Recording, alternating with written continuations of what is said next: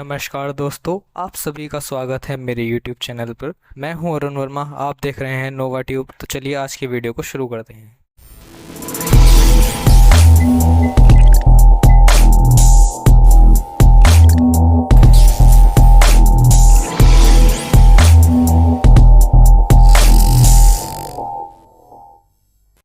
स्वागत है दोस्तों आज की वीडियो में। आज के इस वीडियो में हम सीखेंगे कुछ फॉर्मूलेज कि ये फॉर्मूलेज कैसे यूज़ किए जाते हैं एक्सेल में। तो चलिए पहले फॉर्मूले से शुरू करते हैं। पहला फॉर्मूला हम यहाँ पे लगाना सीखेंगे कि काउंटिफ को हम कैसे यूज़ करेंगे। तो इसको लगाने से पहले हम ये जान लेते हैं कि ये फॉर्मूला होता क्या है और इसको क्यों यूज़ करना होता है। अब मान लेते हैं हमारे पास एक कंपनी है एवीसी लिमिटेड। इस कंपनी का काम है वॉच मैन्युफैक्चर करने का। ये कंपनी वॉचेस बनाती है और अलग अलग कंट्रीज़ में बेच देती है। अब इसको इस तरह से समझते हैं जैसे कि इस कंपनी ने कुछ वॉचेस बनाई और उन्हें अलग अलग कंट्रीज जैसे कि आपका रशिया, चाइना और जर्मनी में बेच दिया। अब मान लेते हैं कि जर्मनी के लोगों को वो वॉचेस काफ़ी पसंद आई, उन्होंने उन्हें दोबारा मंगाया, फिर एक और बार मंगाया और एक और बार मंगाया। इस तरह से उन्होंने कई बार वॉचेस को मंगाया कंपनी से। तो हमें ये कैलकुलेट करना है कि कंपनी ने कितनी बार अपनी बनाई हुई वॉचेस जर्मनी में भेजी। तो इस चीज़ के लिए फॉर्मूला यूज़ किया जाता है काउंटिफ। देखते हैं यहाँ पर कि हम काउंटिफ को कैसे लगाने हैं। अब यहाँ पर हमने लगाया फॉर्मूला आपका इक्वल्स काउंटिफ।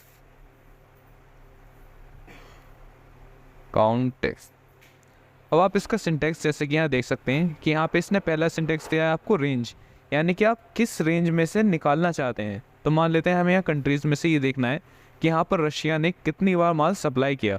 तो हमने इसको यहाँ सेलेक्ट किया। इसके बाद हमने यहाँ लगाया कॉमा। देन ये पूछता है क्राइटेरिया, यानी आप किसको चेक करना चाहते हो। तो यहाँ पर हमने लगाया डबल इन्वर्टेड कॉमा और यहाँ पर हम लिख देंगे आपका रशिया।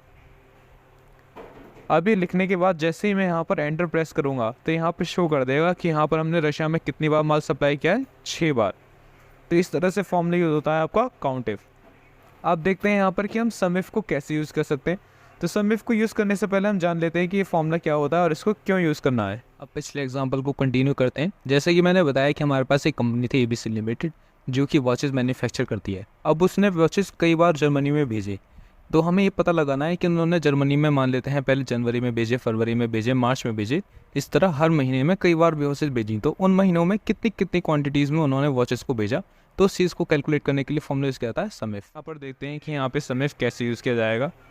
समिफ को यूज़ करने के लिए मैंने यहाँ पे लगाया इक्वल्स, देन हमने यहाँ टाइप किया आपका समिफ। अब इसका क्राइटेरिया देखिए, पहले आपसे पूछता है रेंज, यानी आप किस रेंज में से चेक करना चाहते हैं। हमारी रेंज है यहाँ पर कंट्री, हमने यहाँ कॉमा लगाया। फिर यहाँ पे पूछता है क्राइटेरिया, यानी आप किस कंट्री का चेक करना चाहते हैं। जैसे कि मुझे चेक करना है अगेन कि रशिया में मैंने टोटल कितनी क्वांटिटीज़ अब तक बेच दी हैं। तो उसके लिए मैं यहाँ पे अगेन इन्वर्टेड कॉमा लगाऊंगा और यहाँ पे लिख दूंगा कुछ इस तरह से रशिया, कॉमा लगाया।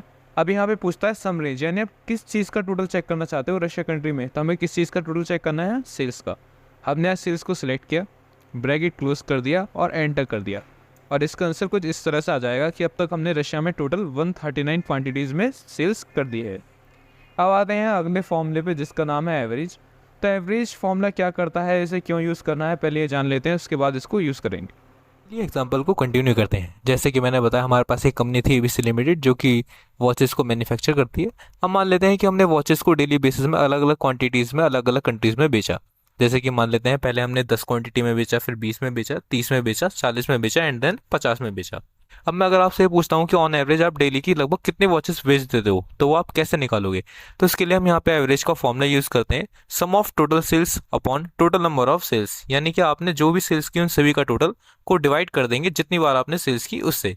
तो उससे आपका ये फॉर्मूला यूज़ करने के बाद निकल जाएगा कि आप ऑन एवरेज कितनी सेल लगभग दिन की कर देते हो। तो उसी के लिए हम यहाँ फॉर्मूला यूज़ करेंगे अब एक्सेल में एवरेज। कि एवरेज फॉर्मूला किस चीज़ के लिए यूज़ किया जाता है, कैसे यूज़ किया जाएगा। तो एवरेज को निकालने के लिए हमने यहाँ लगाया आपका साइन इक्वल्स एंड देन हमने यहाँ पे टाइप कर दिया आपका एवरेज।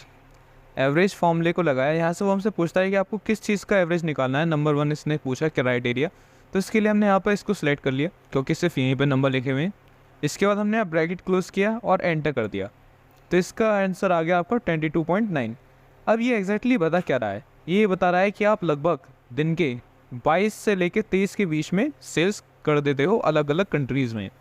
अब आते हैं नेक्स्ट फॉर्मूले पे जिसका नाम है काउंट। काउंट यूज़ किया जाता है दोस्तों किसी भी चीज़ को काउंट करने के लिए कि आपने कितनी वैल्यूज़ कहाँ पर लिखी हुई हैं। अब मैंने यहाँ फॉर्मूला लगाया आपका काउंट लगाने के बाद हमने यहाँ ब्रैकेट ओपन किया। ये पूछा आप किस वैल्यू को कैलकुलेट करना चाहते हो। तो मैंने यहाँ इसको सेलेक्ट कर लिया, ब्रैकेट क्लोज किया एंड एंटर कर दिया। अब आप देखोगे कि यहाँ पे इसने आंसर क्या दिया है, यहाँ 18, लेकिन आप देखोगे तो यहाँ पे टोटल क्वांटिटी आपकी 19 लिखी हुई है। तो यहाँ पे इसने आंसर 18 क्यों दिया? क्योंकि इसने यहाँ पे सिर्फ नंबर्स को काउंट किया, टेक्स्ट को काउंट नहीं किया। तो अगर आपको टेक्स्ट और नंबर दोनों काउंट करने हैं तो इसके लिए हम यहाँ पे फॉर्मूला लगाएंगे नीचे काउंट ए।